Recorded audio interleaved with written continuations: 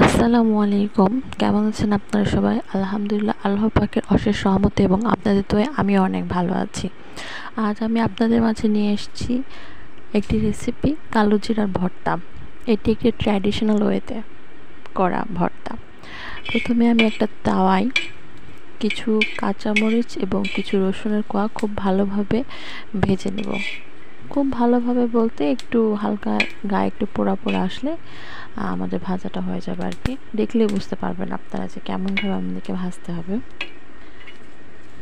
এটা আমাদের ভাজা হয়ে গেছে, এখন এটা আমরা নামিয়ে নিই এবং এই তাওয়াতে এখন আমরা কালো জিরাটাকে হালকাভাবে ভেজে নেব। কালো জিরা কিন্তু বেশি ভাজা হয়ে গেলে তিতা হয়ে যাবে। হালকাভাবে কালো জিরাটাকে ভেজে নেব। আমরা চুলাটা বন্ধ করে দিলেই হবে, কেননা তাওয়াটা অনেক বেশি তেতে গেছে। চুলা জ্বালিয়ে রাখার দরকার নেই, বন্ধ থাকা অবস্থায় আমরা কালো জিরাটাকে খুব ভালোভাবে ভেজে নেব। আমাদের কালো জিরা ভাজা হয়ে গেছে।